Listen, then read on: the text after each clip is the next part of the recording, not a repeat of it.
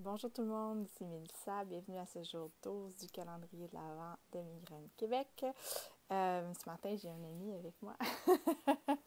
Là, j'avais envie de vous offrir de la douceur, alors c'est ça, je m'accote sa douceur. Je vais revenir aujourd'hui sur l'importance de travailler en direction de ses valeurs quand on vit avec la douleur chronique. Donc, je fais référence à la capsule qui a eu lieu mardi le 10 décembre où j'ai parlé de ça et j'ai lu beaucoup dans les commentaires et dans les commentaires aussi sur Partage Migraine Québec. Si vous ne connaissez pas Partage Migraine Québec, c'est un groupe de soutien pour les migraineux qui est géré par des bénévoles de Migraine Québec. Donc, je vous invite à aller y faire un tour si vous n'êtes pas déjà membre. Et donc, on a parlé des valeurs et puis ça me touche vraiment beaucoup les témoignages que j'ai lus parce que c'est exactement la même chose que moi j'ai vécu puis que je vis depuis maintenant 6 ans que je suis en invalidité à cause de mes migraines quotidiennes. Et il y a 3 sujets là, qui reviennent principalement. Donc, c'est au niveau de la famille, au niveau de l'amitié, puis au niveau de l'accomplissement, donc du fait de ne pas être en mesure de travailler. Euh, Quand on parle d'aller en direction de ses valeurs, c'est sûr qu'il y a des deuils. Puis c'est sûr qu'il y a du grief, du deuil, et qu'il y a des choses qui sont plus difficiles à atteindre que d'autres, par exemple le retour au travail. Par contre, de travailler, c'est ça que j'essayais d'exprimer, donc c'est d'aller travailler sur la valeur qui est sous-jacente au manque que vous ressentez en dedans de vous. Donc, si on pense au travail, ce qui vient souvent avec le travail, c'est un sentiment d'accomplissement, c'est un sentiment de création, un sentiment de partage aussi hein, des collègues, puis tout ça, d'avoir une vie active. Donc, en dessous du fait de travailler, il y a la volonté de s'accomplir. Donc, qu'est-ce que dans votre quotidien il est possible de faire pour aller dans le sens de s'accomplir? Pour moi, une des façons de m'accomplir, ça a été de m'investir comme bénévole pour Migraine Québec parce que j'avais envie de partager, dans le fond, de partager, j'avais envie d'offrir du soutien aux gens qui vivaient la même chose que moi parce que moi, ça m'a cruellement manqué quand que je suis tombée en arrêt de travail. Partage Migraine Québec, ça n'existait pas encore. J'ai fait partie des gens qui l'ont fondé. Donc, ça m'a vraiment, vraiment beaucoup manqué de ne pas pouvoir parler à d'autres migraineux. Puis quand je suis allée à un groupe de soutien live de Migraine Québec, puis que j'ai enfin pu parler avec des gens qui comprenaient ce que je disais, puis qui comprenaient ce que je vivais, ça a vraiment tout changé dans mon cheminement. Bon, Miss Grelot qui s'en vient là. Euh, donc, excusez-moi, me déconcentrer. Donc, est-ce que c'est pour vous sentir plus accompli? Est-ce que ça passe par justement du bénévolat quelques heures semaine, que ce soit pour Migraine Québec, que ce soit pour un autre organisme? Est-ce que ça pourrait pas passer par des activités que vous faites avec vos enfants, avec votre famille? Donc, tu sais, c'est de réfléchir comment je peux m'accomplir différemment que par le travail. Ou si vous avez encore la chance de travailler, bien, comment garder une relation saine entre le travail, la santé, respecter sa santé à travers ça. Donc, c'est la réflexion que je vous invite à faire. Je n'ai pas les réponses pour vous. Ça, c'est vous qui les avez pour vous. L'autre volet qui est beaucoup revenu, c'est la famille.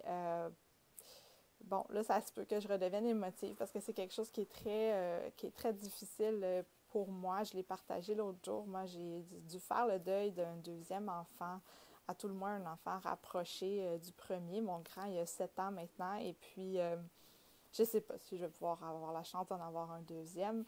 Mais j'ai pas le goût de fermer cette porte-là encore. Donc, pour le moment, je me concentre sur mon garçon. Et ça a été, je crois, la sphère la plus difficile à accepter avec la migraine, c'est de sentir de ne pas être à la hauteur des autres mamans. Mais de ne pas être à l'auteur selon mes standards à moi, que je me suis un peu, pas inventé, mais tu sais, il y a des standards que c'est la société hein, qui nous rentre un petit peu dans la tête. Et par exemple, pour moi, sais, je suis dans un no man's land, hein? Je travaille pas, mais je suis pas non plus mère au foyer parce que je suis pas capable. Tu sais, mon fils il est à la garderie, j'étais pas capable de le garder avec moi à temps plein. J'avais pas la capacité physique pour faire ça. Je souffrais bien trop, fallait que je me couche 3 fois par jour. Donc, c'était pas possible. Et à chaque rentrée scolaire, ça me fait un coup de poignard dans le corps. Ça a été tough en rentrant en maternelle de faire écoute, l'école a fini à 3 heures moins quart, mais je suis pas capable que l'autobus le ramène à 3 heures. Tu sais, c'est 2 heures plus tôt que ce que j'avais à la garderie, c'est comme pas réaliste. Ça a été un gros deuil parce que je suis physiquement à la maison. Donc ça, c'est pas évident à accepter d'être physiquement à la maison et de pas pouvoir jouer le rôle au complet d'une mère au foyer. Et en dessous de ça, donc, il y a la valeur de la famille. Et puis, si on enlève tous les préconçus qu'on a, tous les jugements qu'on a, toutes les idées qu'on se fait. Tu sais, moi, je ne sais pas pourquoi, mais pour moi, une mère au foyer, la maison est bien rangée et puis ça fait des muffins. Bon, ben moi, je suis capable de faire le souper maintenant. J'ai l'énergie pour faire le souper, mais j'ai pas de l'extra énergie pour faire des muffins, là. Ou bien, je choisis de faire quelque chose d'autre parce que j'ai d'autres sphères de ma vie qui m'intéressent. Donc, ça m'a forcé à redéfinir c'est quoi pour moi la famille, c'est quoi la valeur pour moi. Puis c'est sûr que comme migraineuse, il y a des choses qu'on n'est pas capable d'offrir à son enfant. Tu sais, moi, le jour où je vais aller dans un endroit comme la Funtropolis, la jungle ou une affaire de même, là, il saute, je sais pas quand est-ce qu'il va arriver ce jour-là. Mais tu sais, mon fils, il a vécu en camp de vacances cet été, il était dans un camp pendant une semaine de trampoline, puis lui, il a pu le vivre. Moi, j'offre d'autres choses à mon garçon. Moi, j'offre j'ai un petit garçon créatif, donc on va passer du temps ensemble de création, on va passer du temps à faire des activités ensemble. Mais c'est sûr que tout ce qui est du gros bruit, pour moi, c'est pas possible. Mais la valeur famille, quand on investit cette valeur-là, quand on s'investit auprès de son enfant, tu sais, l'enfant, ce qu'il a surtout besoin, c'est du temps de qualité, puis il a besoin de la présence. Il ne demande pas nécessairement un feu d'artifice comme ce qu'on s'imagine qu'il a besoin. Puis, je vous invite, surtout si vous êtes beaucoup, beaucoup en douleur, à parler avec votre enfant, puis lui demander, c'est quoi qu'est-ce qui lui manque, lui? Qu'est-ce qu'il a besoin? Moi, mon gars, là, une des choses qu'il aime le plus, là, c'est quand je vais le coucher le soir. Puis pendant un bout de temps, j'étais tellement en douleur que je n'étais pas capable d'aller le coucher le soir. C'était trop, là. Il brossait les dents, il faisait sa pompe pour l'as, puis lire son histoire, puis chanter une chanson, là. Oh my God!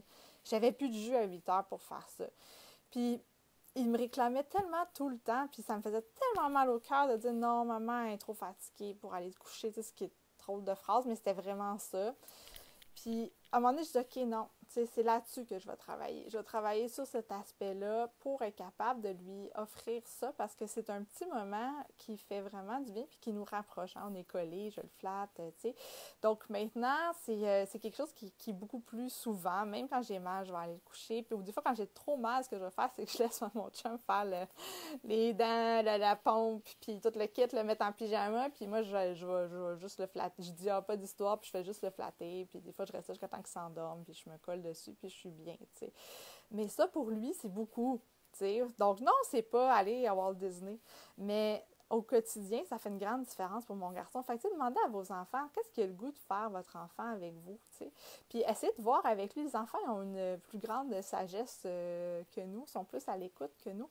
Donc, tu sais, essayez de voir, peut-être que ça peut être bien simple, vous seriez bien surpris de ce qu'il a le goût de faire votre enfant, tu sais. Puis si c'est quelque chose qui n'est pas possible pour vous, ben essayez de voir avec lui, ben qu'est-ce qu'on peut faire d'autre de bord qui serait plus calme, qui serait moins long, qui serait, tu sais, donc voilà, ça c'est le bout famille, je pourrais en parler vraiment longtemps, mais je vous invite vraiment à aller voir dans le fond comment faire pour nourrir cette valeur-là à l'intérieur de vous, puis comment faire pour instiller, ça se dit-tu ça? En tout cas, mettre un petit peu plus de temps familial dans votre journée si c'est quelque chose qui vous manque beaucoup.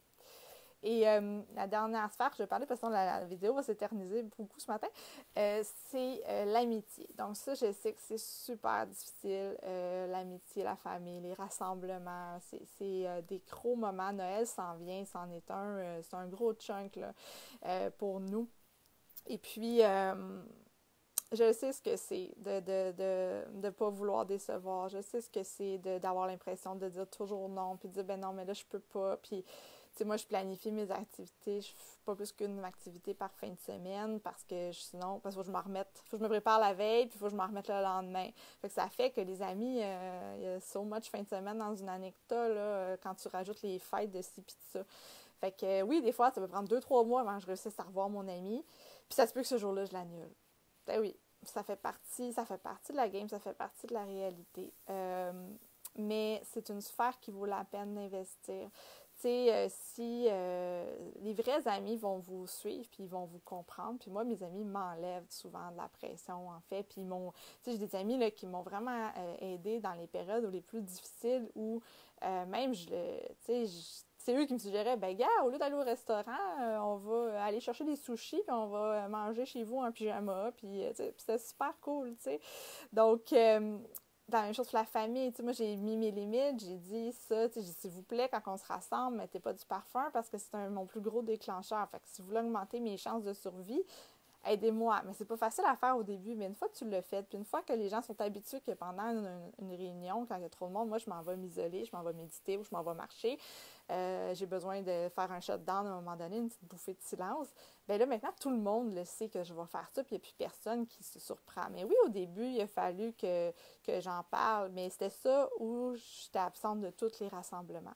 Puis des fois, je vais être absente. Tu sais, si je vois là, que ça ne fonctionne pas, j'ai manqué 2 fêtes des mères, puis ça a été tough parce que mon chum, il est allé dans sa famille, puis moi, j'étais toute seule à la fête des mères. Ça a 2 valeurs en même temps, là, la famille, puis ça a été difficile cette journée-là, je me rappelle encore, je pleurais tout seul chez nous. Mais aussi, je sens que je suis pas capable d'y aller, ben j'y vais pas. Puis si je sens que je suis capable d'y aller, mais que c'est so-so, ben je vais faire plus attention à moi, je vais aller m'isoler. Euh, je vais trouver des endroits plus calmes. Je vais aller dans le temps des fêtes, là, justement. Là, ben souvent, moi, je vais aller jouer avec mon gars un moment donné, tranquille, en haut au chalet, parce que là, je suis comme il y a trop de bruit en même temps, puis ça me fait du bien. Puis je fais ça souvent dans les fêtes, puis souvent, il y a quelqu'un qui vient me trouver, puis qui vient me jaser, tu sais, parce que les gens, ils ont compris qu'elle est quelque part, là, c'est juste que là, il y a trop de bruit, tu sais. Donc, puis si malheureusement vous avez perdu des amis parce qu'ils n'ont pas compris ce que vous vivez, puis ça se peut très bien, puis c'est normal, mais ici, avec la communauté d'en partage Migraine Québec, mais vous avez la chance d'en rencontrer des gens qui comprennent exactement ce que vous voulez. Moi, j'ai été bien, je me suis fait plein d'amis, notamment avec les administratrices du groupe, où on échange souvent ensemble, et puis on fait des activités parfois à notre rythme de migraineuse, mais sortez de l'isolement. S'il y a quelqu'un avec qui vous voyez que ça clique plus, bien, écrivez-lui en privé, puis échangez-vous, puis vous pouvez vous parler au téléphone, vous pouvez... c'est juste qu'il faut repenser out of the box, tout le temps, puis tout.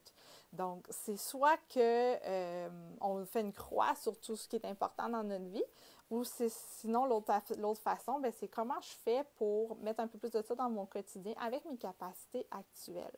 Puis des fois, on va pousser un peu plus. Puis c'est correct de pousser un peu plus. C'est comme ça que le cerveau va s'adapter. Puis il va être capable d'en prendre un peu plus. Mais il ne faut pas pousser au-delà de nos limites. Donc, trouver cet équilibre-là, c'est un art, c'est quelque chose qui n'est jamais vraiment acquis, puis c'est quelque chose qui bouge dans le temps parce que nos capacités augmentent ou diminuent selon les périodes, selon qu'est-ce qu'on vit. Donc, voilà, je vais arrêter là parce que sinon, je pense que ça va être une vidéo infinie, mais j'espère que ça vous donne un peu des pistes de voir comment, dans le fond, diminuer les attentes, diminuer l'image parfaite de qu'est-ce qu'on a dans la tête, hein, que d'être une bonne mère, c'est d'être capable de faire j'allais dire une brassée de muffins, faire des muffins, puis en faisant du lavage, puis en jouant à un jeu de société, puis après ça, aller au cinéma, puis mais non, c'est pas nécessairement ça. Ça peut être bien relax. Moi, là, dans mes pires journées, là, juste me coller sur mon gars, écouter un film, là, puis on fait du popcorn, là, tu sais, lui, moi, je suis beau, il est en train de mourir à côté avec mon sac de glace. Lui, il est super heureux, là, il est avec maman, puis on se fait livrer quelque chose, puis on s'adapte comme ça. Donc, mais c'est pas un chemin facile, puis moi aussi, j'ai des jours où ça me fait mal au cœur de pas pouvoir faire ce que je voudrais faire avec mon garçon. Mais j'essaye de voir ce que je peux faire, en fait. Parce que c'est ça un peu l'acceptation, hein, c'est voir ce qu'on peut faire encore. Donc, sur ces paroles pleines de sagesse et de douceur, je vous souhaite une bonne journée.